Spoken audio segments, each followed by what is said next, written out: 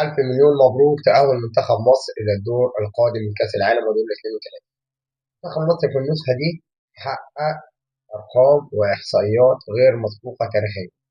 أولا، منتخب مصر نهى دور المجموعات بدون خسارة لأول مرة في تاريخه. منتخب مصر كسب نيوزيلندا لأول مرة في تاريخه يكسب مباراة في كأس العالم.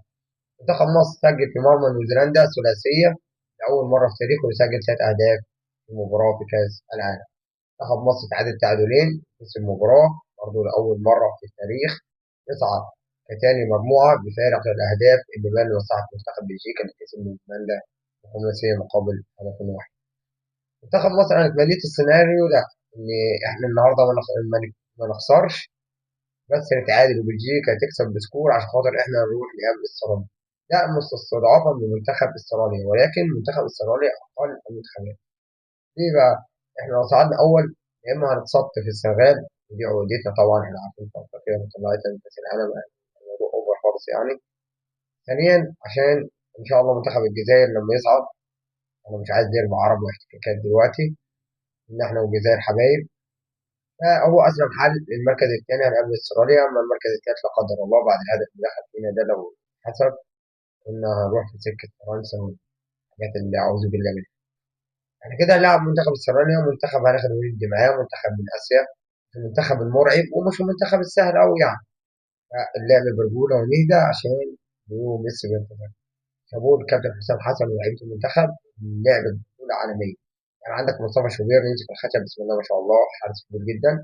ياسر ابراهيم انا مش عارف يعني، مش لاقي الكلمات اللي اوصفه بيها. يكفي التدخل والانقاذ اللي عمله في الدقيقه 98 قصاد ايران النهارده. اما محمد هاني فانا دورت في ال 48 منتخب ومش لاقي ظهير ايمن افضل من محمد هاني. اللعيبه كلها على مستوى حلو قوي، غير لاعب واحد بس بتاعه عمر مرموش. عمر مرموش ده لو يبطل علوية ويحسس انه نجم ونجم مانشستر سيتي والكلام ده كله، الواد ده عنده امكانيات كتير. فان شاء الله باذن الله منتخبنا بيلعب بروح وبرجوله، وان شاء الله هنروح نلعب على النقطه في المونديال وانا متفائل. ان شاء الله ما حدش هيطلعك بكده غيرنا. يلا بينا.